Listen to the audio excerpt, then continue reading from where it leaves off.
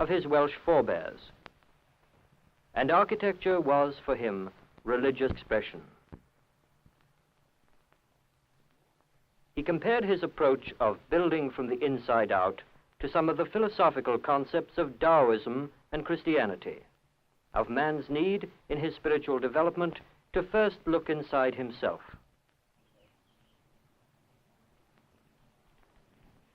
This is Colin D. Edwards, and I'm speaking, of course, of the late Frank Lloyd Wright, America's best-known and probably most controversial architect.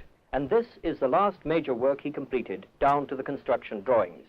It lies in Marin County, linked to San Francisco to its south by the Golden Gate Bridge. On Marin's beaches and rugged cliffs breaks the Pacific Ocean.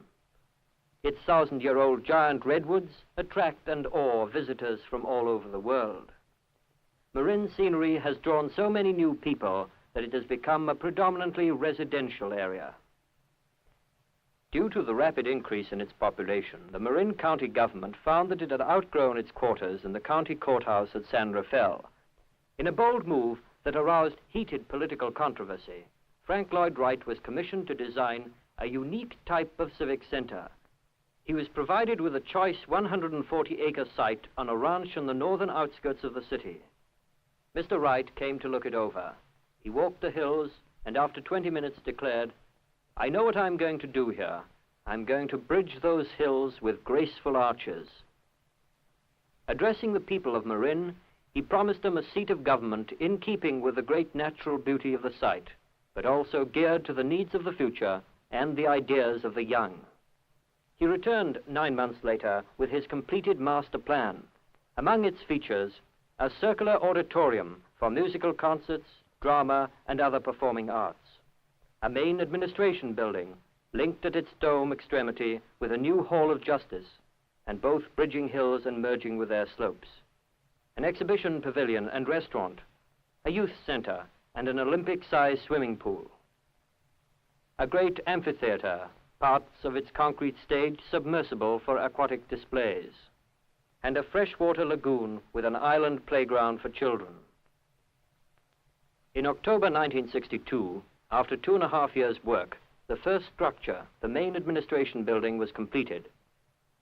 700 feet long with 4 levels, it settled between the hills like a giant spaceship. It was, as someone put it, a symphony of curves. I hope you notice that those are not arches. They're suspended crescents all the way along, hanging from the floor above, making these lovely arched forms, but plastic instead of structural. Down the center and through to the lowest level, long, deep wells, widening at each level upwards, creating an extra-dimensional quality.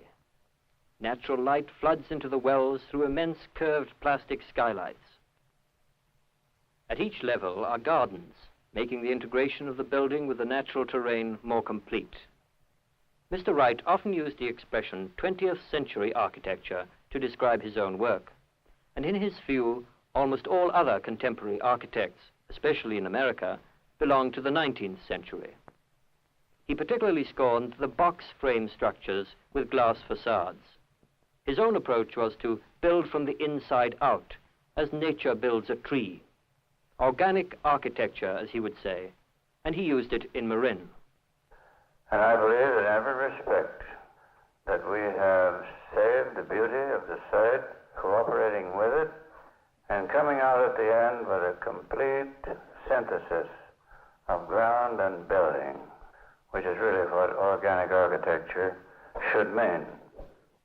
Utilizing the daily passing of the sun, Wright deliberately contrived to create changing patterns of light and shadow to make the interior of the building more alive and interesting as an environment for those who worked there. They're treated like human beings, and everybody having an office or a place in that building is in a commanding position to see the great beauty that surrounds it and feel that being a tenant in that building, according to that beauty, is a new dignity in his life. Wright was fond of saying that his architecture was humane. and the Marin government reports that since the new building was occupied, its rate of personnel turnover has dropped dramatically. Many visitors pass through the building daily, attracted by its unusual design and features. A lady on the staff, Mrs. Swallow, is escorting a group of bluebirds. I'm not joking. They are members of an organization of that name. It's a complete envelope of imperishable steel and concrete. Such a building as that would last at least 3,000 years. And it is indestructible, and it is earthquake-proof, and it is all those proofs. What you're witnessing is a great simplicity. A greater simplicity than is common or perhaps has been seen yet. Simplicity is ordinarily very expensive, you know. But in this case, I think simplicity is really economic. The economy of the project has been proved. Actual costs stayed within the estimates. Just over $3.5 million for construction of the building, a reasonable figure by local standards.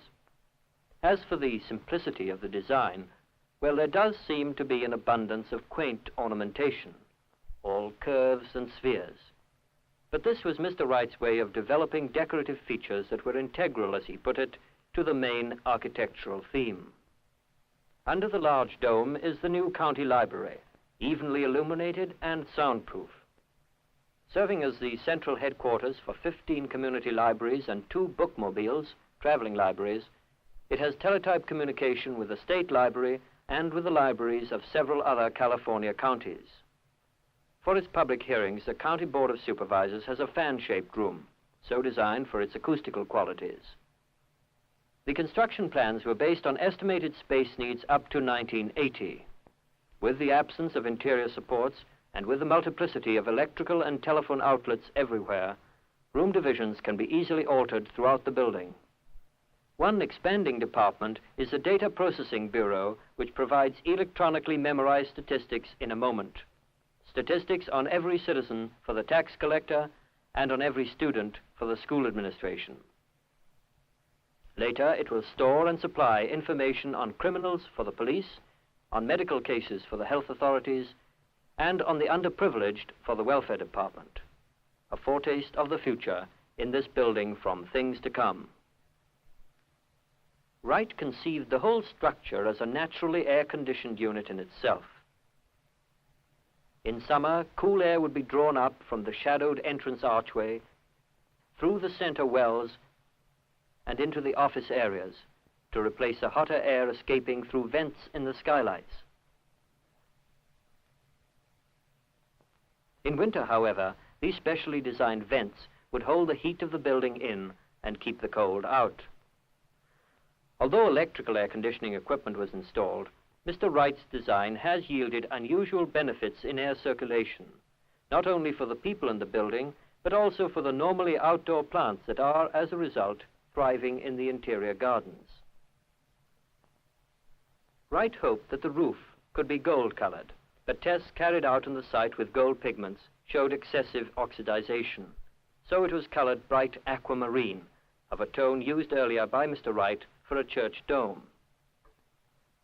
His gold touches were retained, however, in many of the decorative features around the building, in the gold anodized railings, and in the 172-foot, vaguely oriental-looking needle beside the dome. On the 3 faces of this tower are examples of the abstract geometry that has been seen in Mr. Wright's work since the early 1900s. But the tower is also functional as a smoke funnel, and may later serve as a radio and television tower.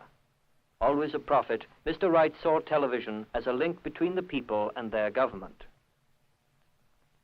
Ironically, the United States government has only one building designed by America's most renowned architect, the post office that is part of the Marin Civic Center complex. With the first stage of construction on the center completed and paid for, Marin County is now preparing for the second phase. There is far less debate today about the project. Most people, including many former dissenters, seem pleased with what Frank Lloyd Wright has created for them. As one visitor remarked on opening day, in 1,000 years from now, it will make a wonderful ruin. This is Colin D. Edwards in San Rafael, California.